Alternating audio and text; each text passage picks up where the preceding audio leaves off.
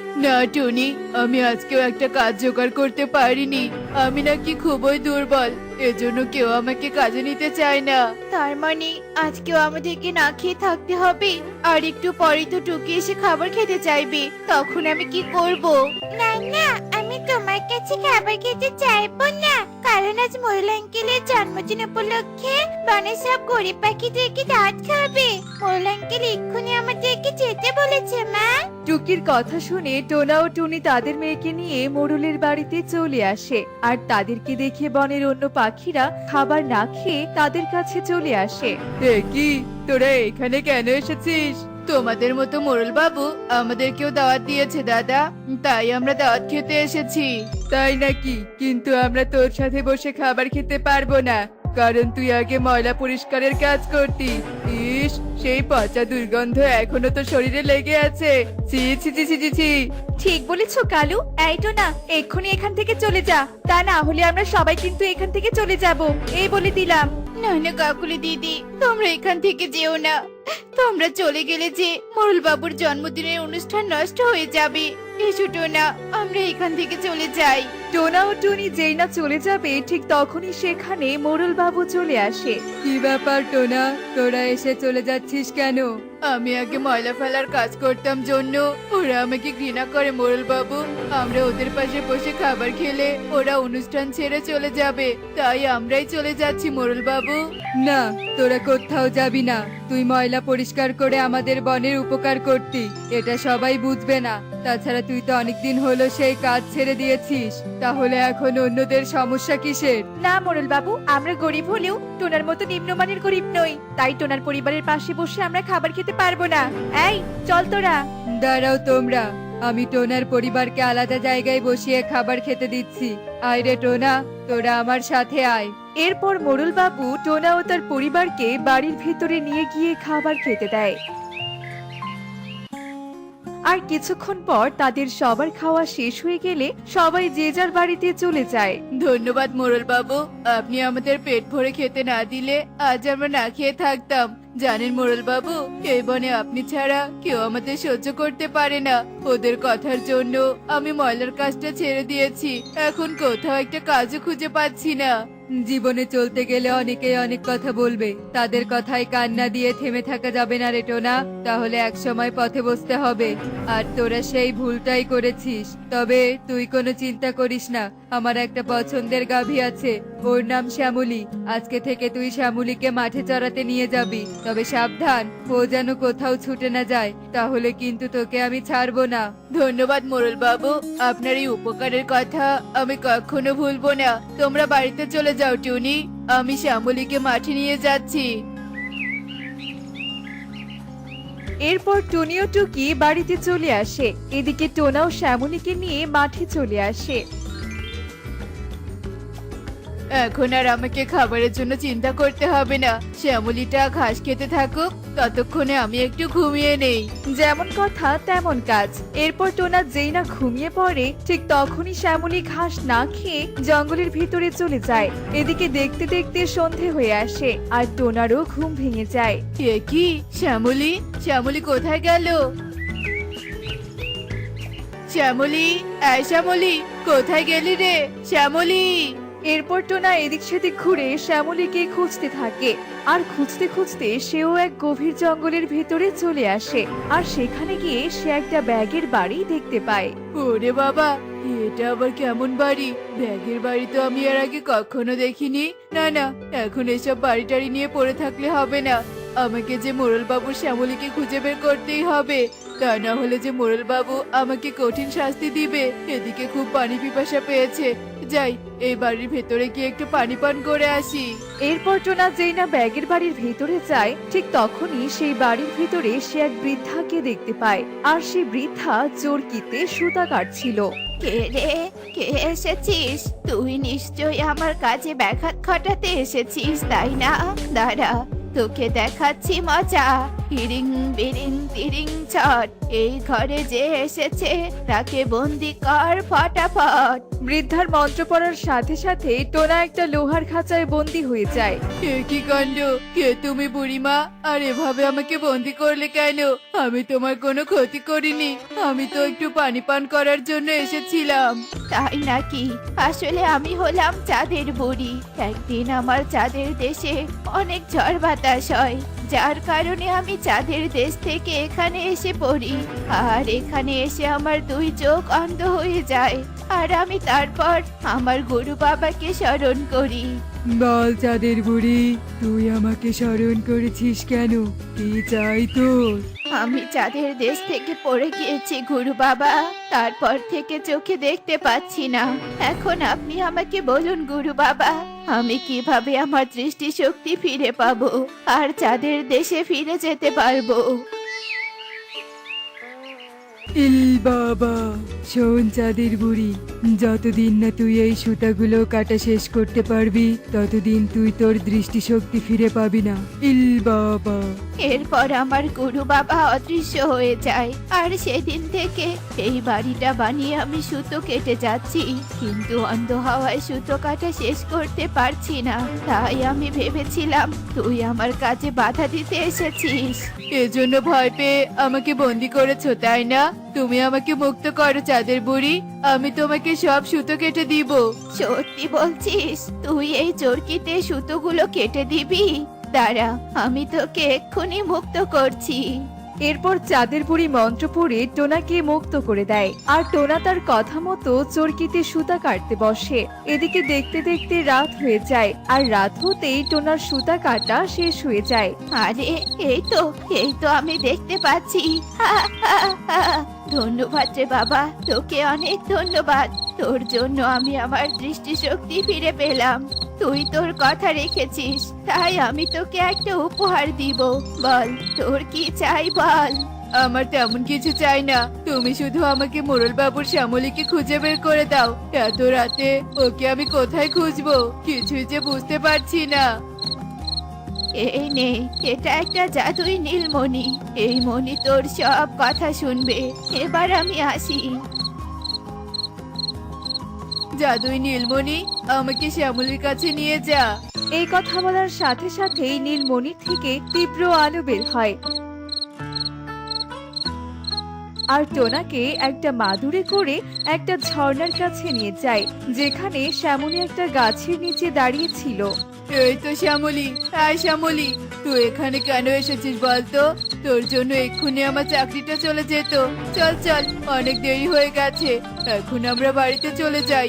এই যে নীলমণি, আমাদের দুজনকে মোড়ল বাবুর বাড়িতে নিয়ে চলো। এ কি কাণ্ড!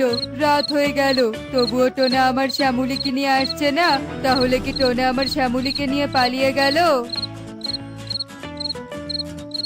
না মোড়ল বাবু, আমি পালিয়ে যাইনি আসলে।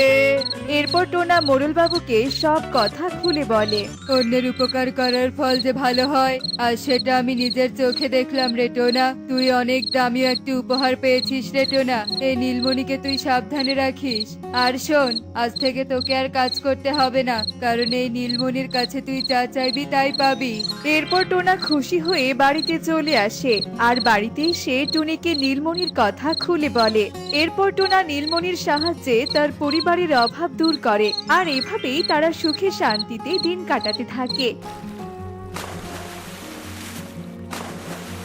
দেখলে তো বন্ধুরা, অন্যের উপকার করলে নিজেরও উপকার হয়, তাই আমাদের অন্যের বিপদে সাহায্য করা উচিত।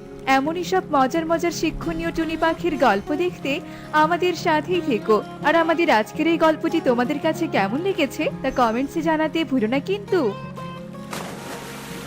সত্যি গরিব পাখির কিচ্ছু হয় না, কষ্ট করে চাষ করে ফসল ফলাচ্ছি আর লাভের গুড় খেয়ে যাচ্ছে ওই মোড়ল।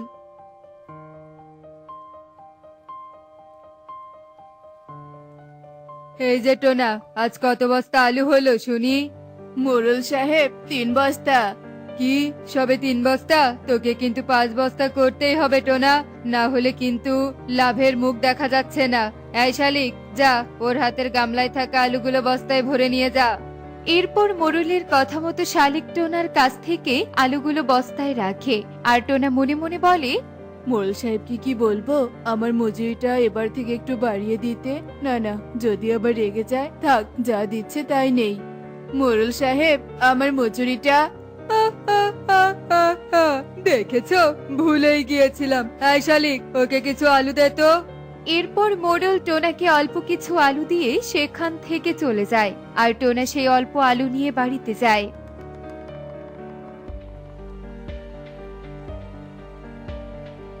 হ্যাঁ গো, আর কতদিন এভাবে হাত পেতে খেয়ে পেটে গামছা বেঁধে কাটাবো বলো দেখি? কি করব বলো, মোড়ল সাহেব যা দিবে তাই তো নিতে হবে। কেন, তুমি খেটে খুঁটে ফসল ফলাবে আর তার সবটুকু লাভ মোড়ল মশাই নিয়ে যাবে? এটাই জগতের নিয়ম গো, চাষিদের ক্লান্তি আর মোড়লের শান্তি। কালকে গিয়ে মোড়ল সাহেবকে টাকার কথা বলেই দেখো না গো। বলবো, কিন্তু যদি না মানে? আচ্ছা ঠিক আছে, দেখি। এরপর তারা কথা বলতে বলতে রাত হয়ে যায়।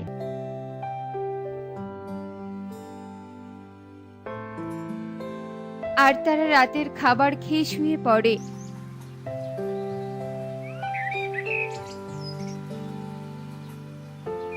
আর পরের দিন টোনা আবার জমিতে কাজ করতে যায়।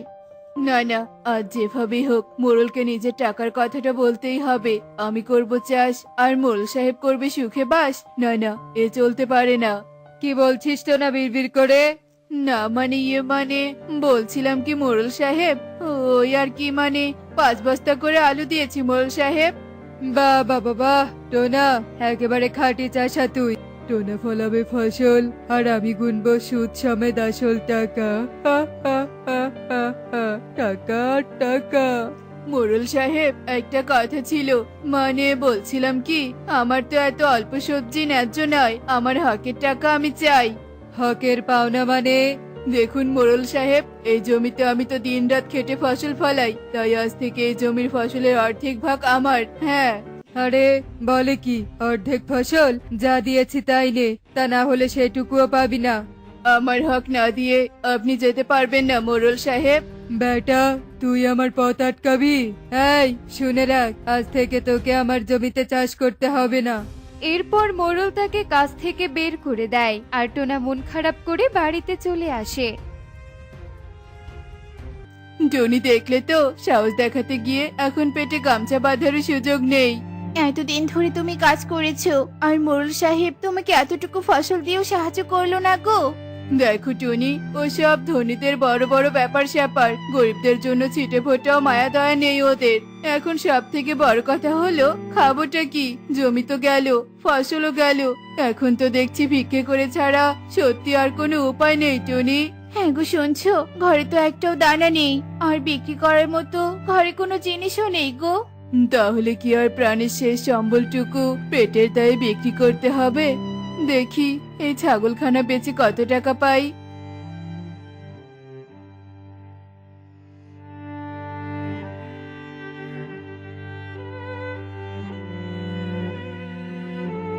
এ কটা পয়সা তো দুদিন চলে যাবে। যাই, তাড়াতাড়ি ঘরে যাই, টুনি তো আবার না খেয়ে বসে আছে। এ কথা বলে টোনা বাড়ির দিকে যাওয়ার সময় এক পরী তার সব ঘটনা উপর থেকে দেখে বলে, আহারে, এই পাখিটার কি কষ্ট। এই পাখিটা যদি সৎ হয় তাহলে আমি ওকে সাহায্য করব।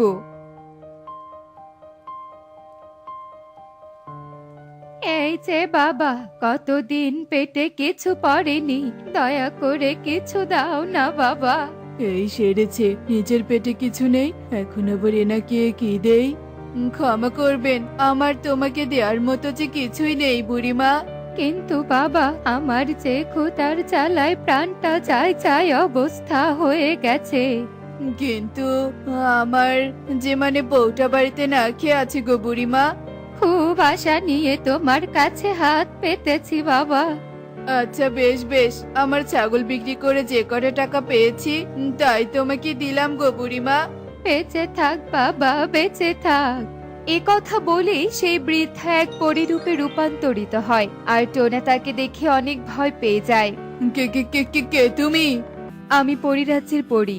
আমি তোমার সব দুঃখ কষ্ট দেখেছি, তাই তোমার সততার পরীক্ষা নিয়ে আমি তোমাকে এই সিমের গাছটা দিলাম।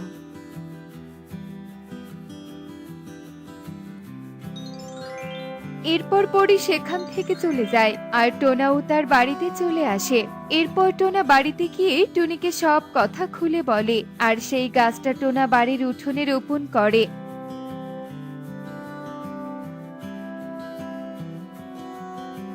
আর রাতে না খেয়ে দুজনেই ঘুমিয়ে পড়ে।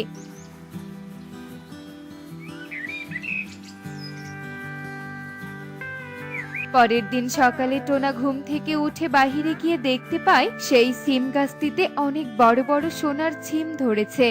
এ কি, এ আমি কি দেখছি? এত বড় বড় সোনার সিম! টুনি, আরে টুনি, দেখে যাও গো, দেখে যাও। কি হলো সকাল সকাল? হে কি, এত বড় বড় সোনার সিম! তাহলে আর বলছি কি, ওই পরি কপাল খুলে দিয়েছে গো আমাদের। এই এক ঝুড়ি সিম বিক্রি করলে বেশ মোটা অঙ্কের টাকা আসবে গো। তাহলে আর চিন্তা কিসের গো, কতদিন বাদে একটু ভালো মন্দ খাবো। দাঁড়াও দাঁড়াও, এগুলো আগে বিক্রি করে আসি। এরপর টোনা সব সিম বাজারে বিক্রি করে। এভাবে আস্তে আস্তে টোনা বড় বাড়ি করে আর এই সব ঘটনা শালিক আড়াল থেকে দেখতে পায়। ও আচ্ছা, এই ব্যাপার। এরপর শালিক গিয়ে মোড়লকে সব ঘটনা খুলে বলে আর মোড়ল টোনার বাড়িতে যায়।